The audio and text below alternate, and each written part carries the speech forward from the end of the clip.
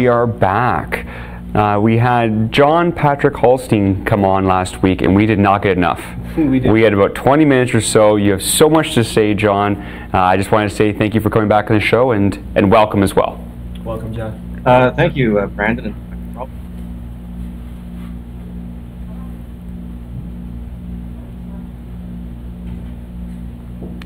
Yeah, and we just had a little bit of a mic issue there, but one thing that I wanted to start off is that, you know, we've been looking at our different Discord chat rooms, and everything's been on fire right now with all these different mining stocks flowing. The venture seems to be recovering. It seems to be on fire. What are you seeing on there? I would agree. I mean, we were looking at the venture in real interesting fashion the week of the 13th of August, and it looked as if we might hit a very important low around 655, 660, somewhere in that area. And it's been a tough year. I mean, we started out red hot in January. You know, the index erupted to about 940. The marijuana stocks and the cryptocurrency stocks were leading that charge. And then, you know, quite a pullback.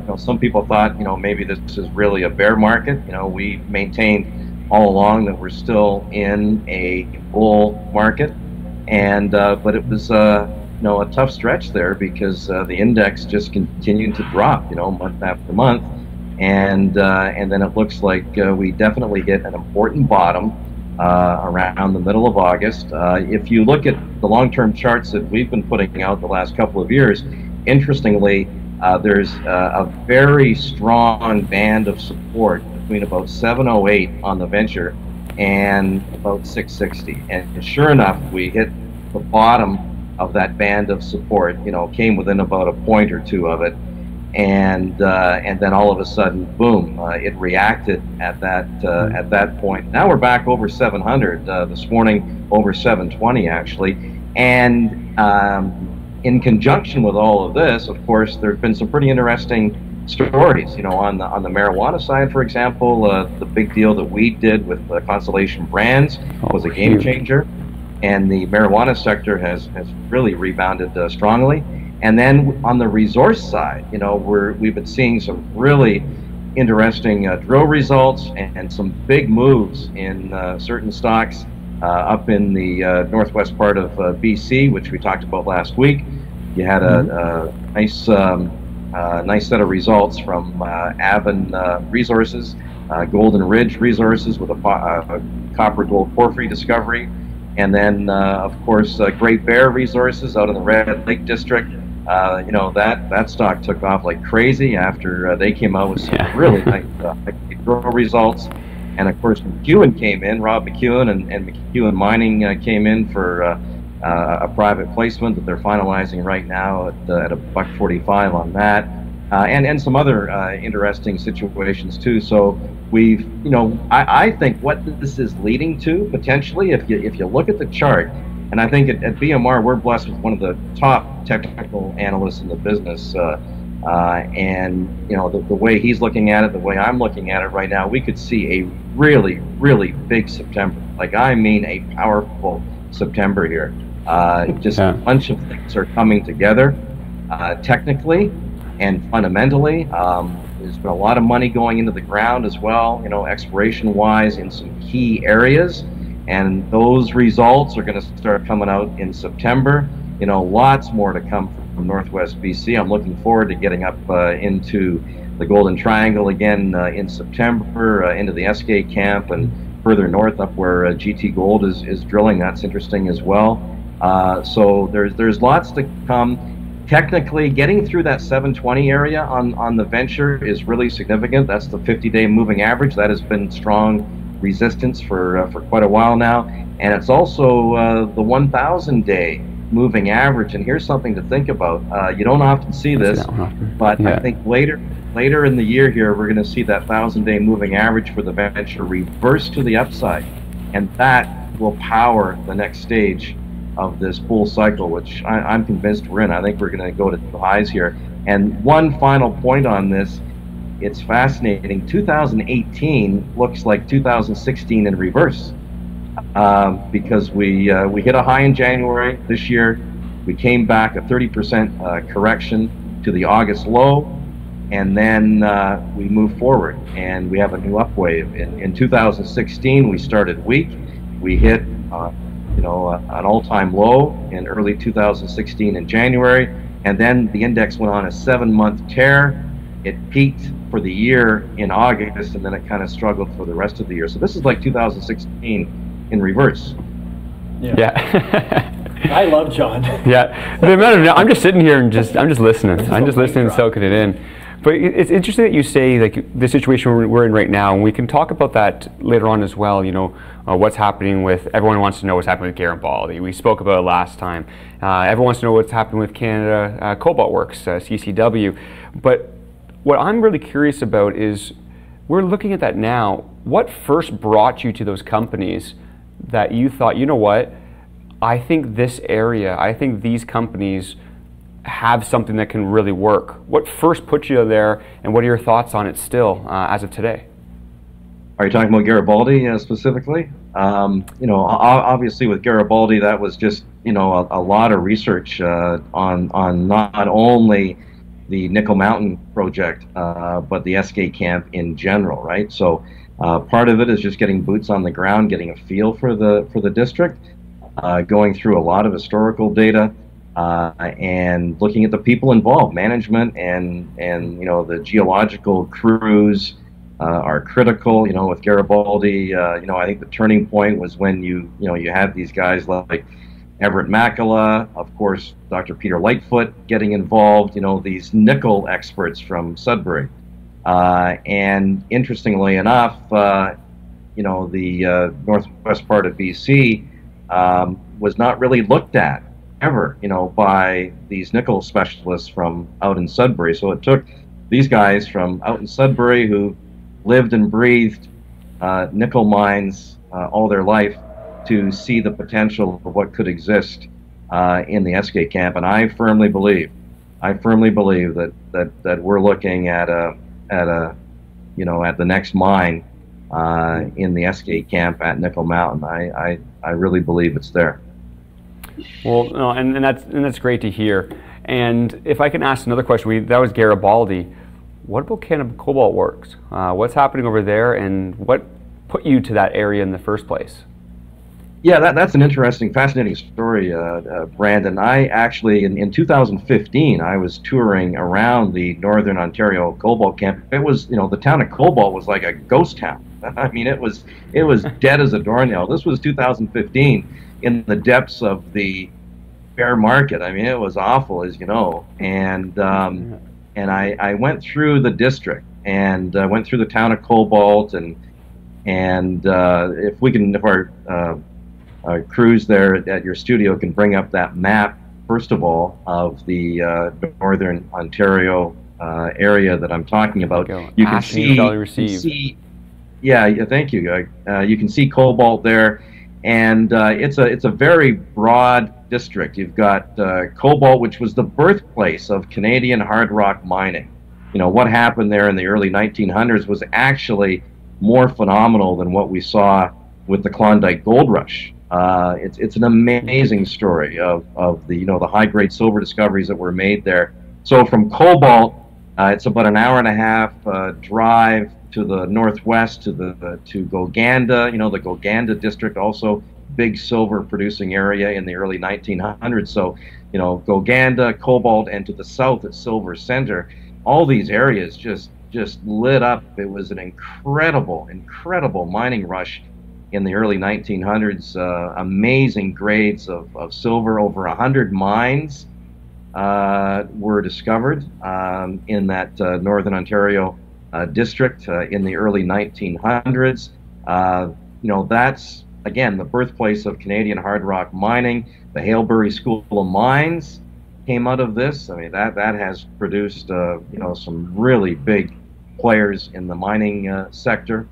And so many things came out of what occurred there in the early 1900s. Now they weren't looking for cobalt. They were kind of ignoring the cobalt. The cobalt was there, but of course, cobalt was not important at that point in time. There were also some recovery issues as well. So they were using the cobalt to vector to the high grade silver, and some of the grades are just phenomenal. We're talking in the many hundreds of ounces per ton silver, and this region became one of the top 5 silver producing regions in the entire world in the early 1900s.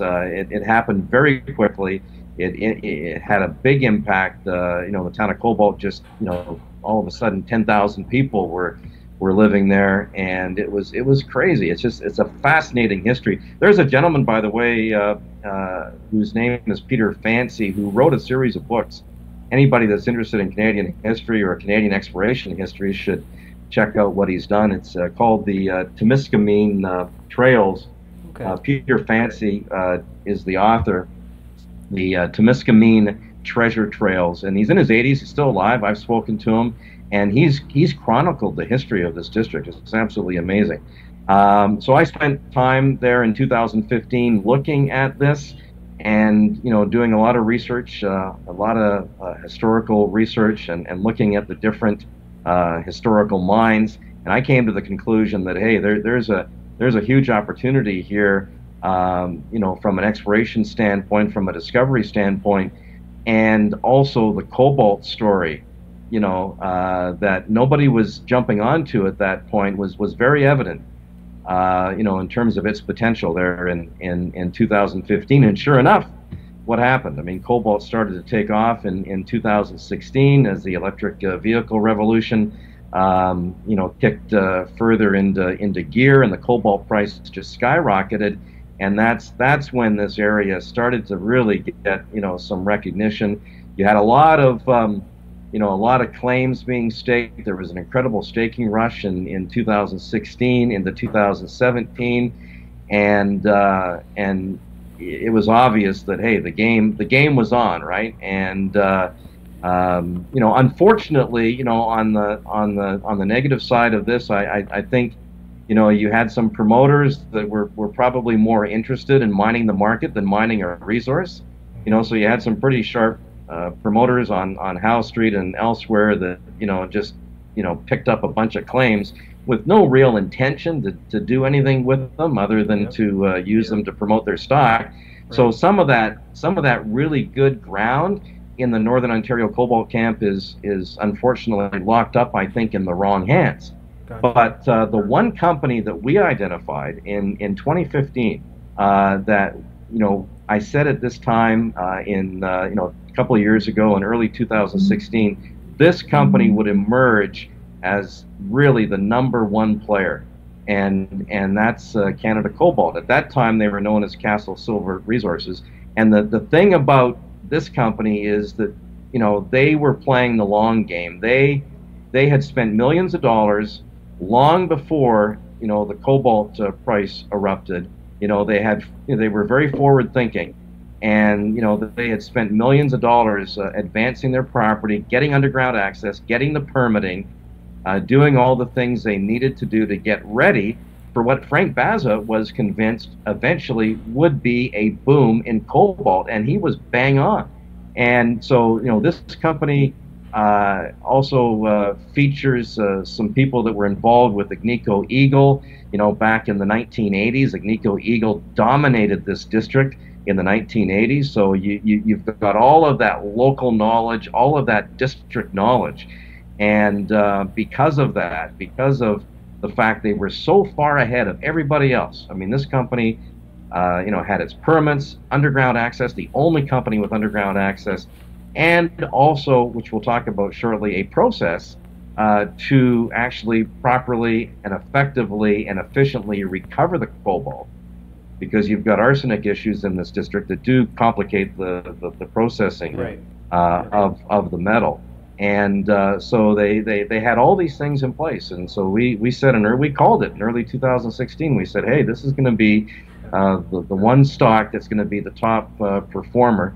And we've got a chart, actually. If the guys in the studio there can bring this up, we've got a picture of the added entrance, and then also a chart that I want to show you. There's again the map, and you can see cobalt, and here's the entrance to the Castle mine.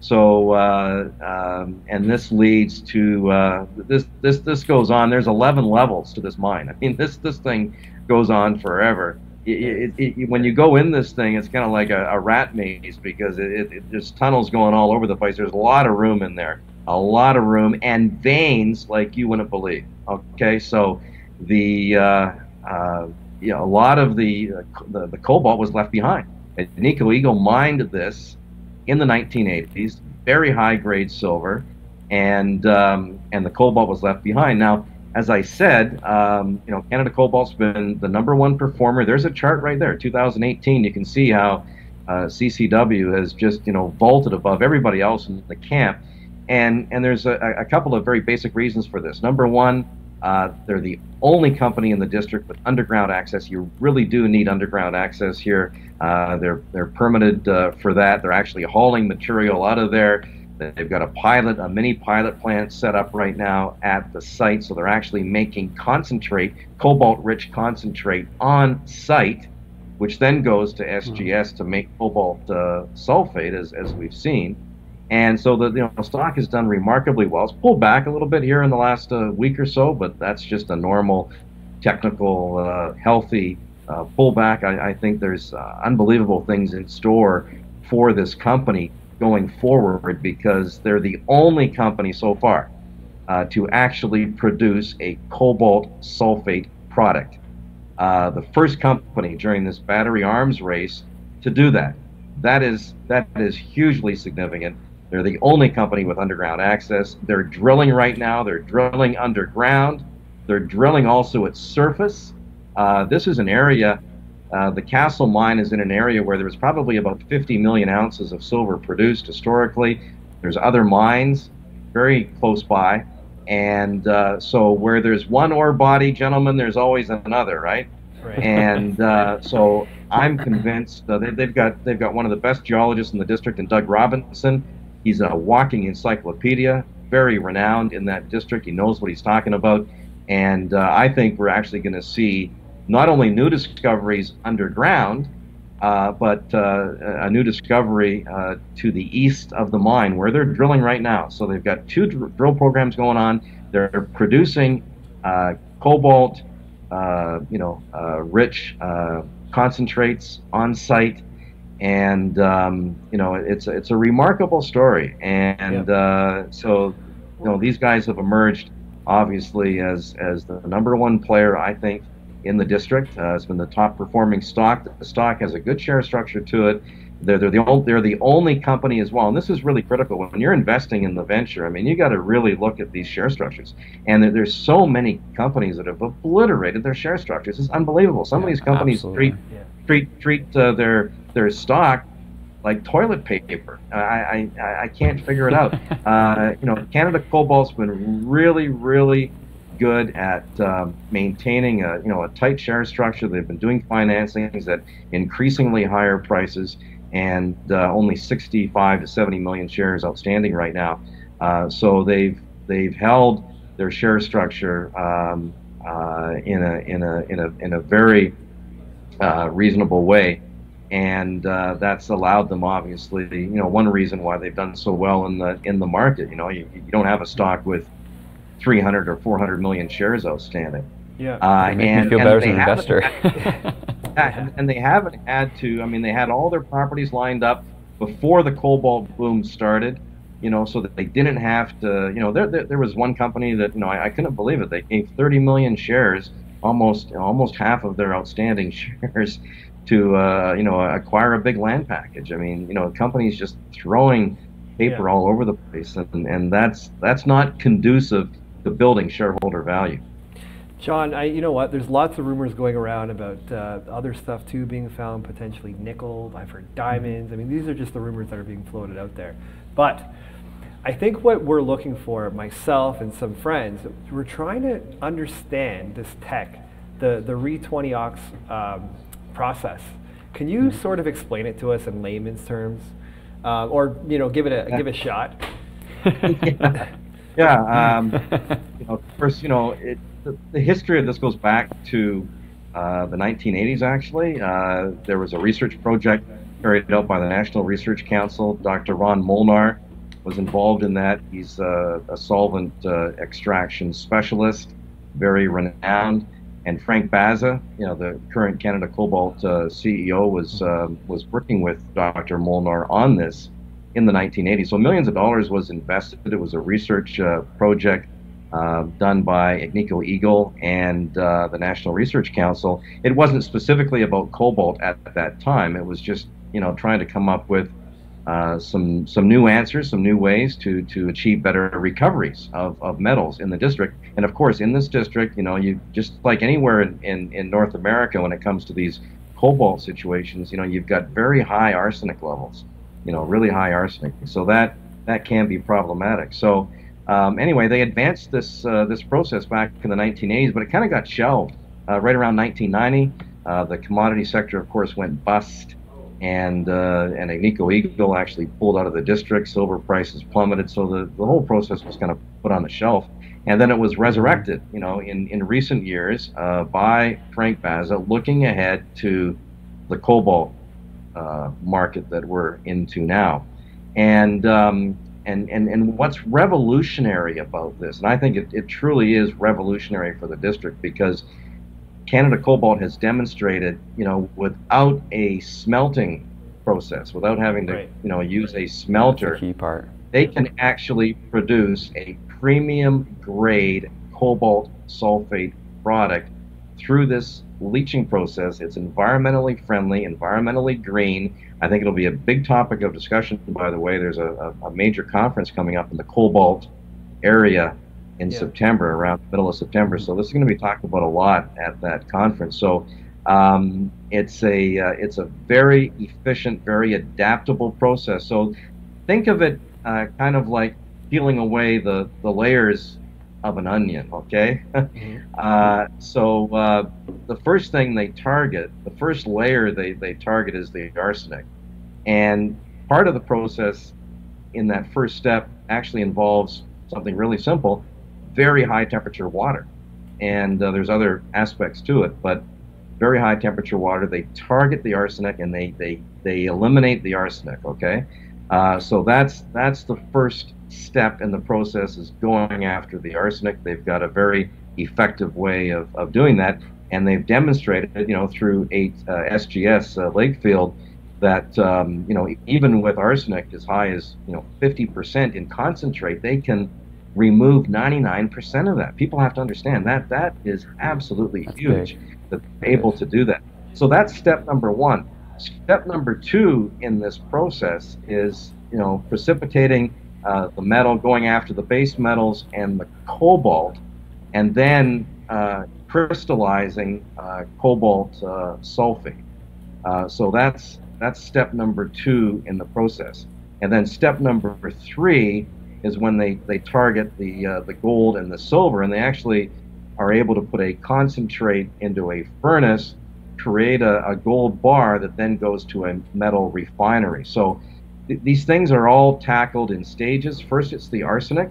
They get rid of the arsenic, and then they precipitate the cobalt and the nickel predominantly, and crystallize a cobalt sulfate from an organic solution. And then the third step is when they tackle the gold and the silver. So you're actually able to recover all of these metals in a very efficient way, and ultimately you can do a number of things with Re2Ox. But what Canada Cobalt is doing right now, which is game changing, without a smelter, is they're creating a premium grade cobalt sulfate product. As far as I know, the first company in North America to do this, sourced from their own mine material. That's an important thing to think about as well, right? This comes straight.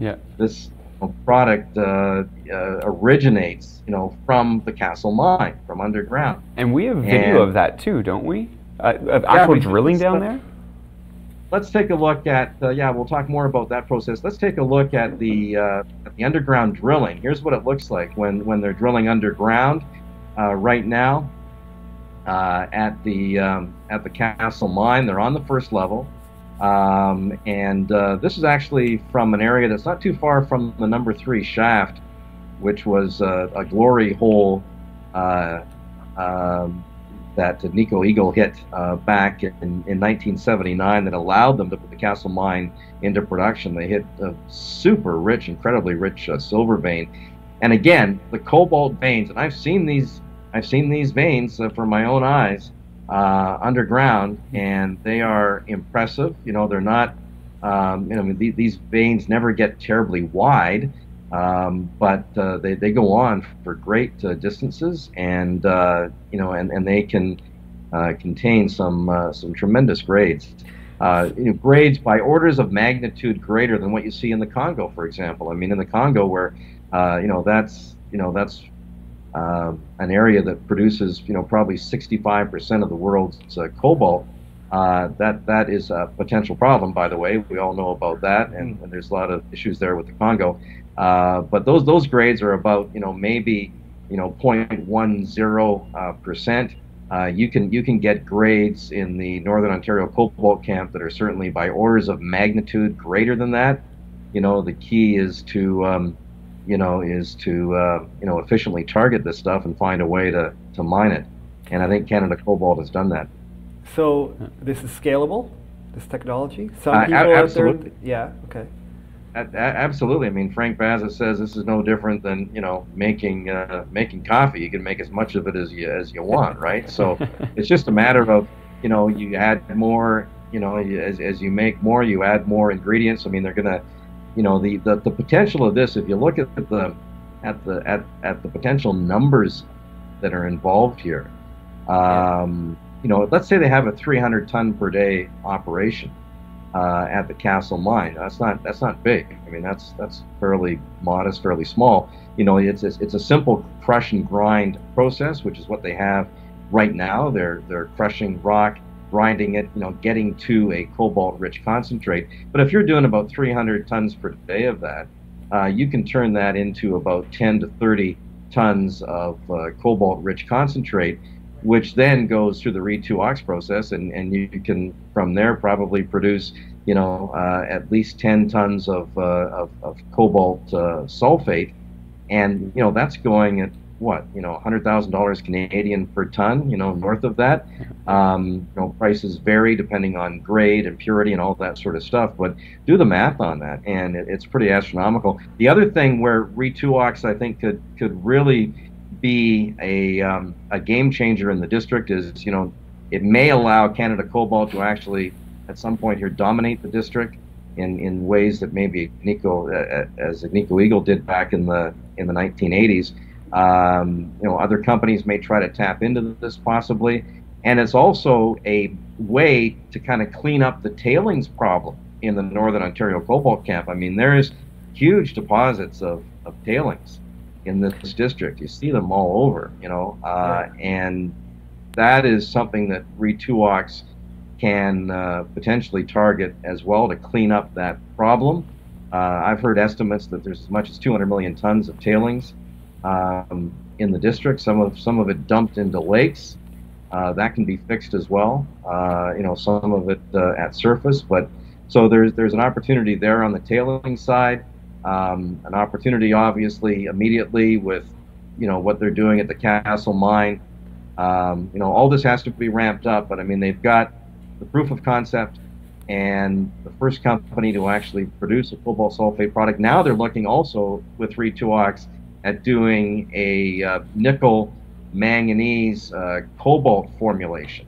Wow. So that taps into a whole new market. So this is a game changer in the district. Believe me, not everybody fully understands this right now. Yeah. But I think Frank is looking at doing a big awareness campaign in September to kind of educate people more about this. And I think then is when we really start to see things take off. And of course, there's results coming, from underground drilling, from surface drilling, all this kind of stuff. So I think it's an exciting future for Canada Cobalt. And the first company, a lot of people have been talking the talk. There's not that many that have actually nobody that's been walking the walk, other than Canada Cobalt in terms of actually producing a cobalt product and accessing cobalt from underground, and the only company in Canada actually drilling underground targeting high-grade cobalt. So it's a very unique story. It really is.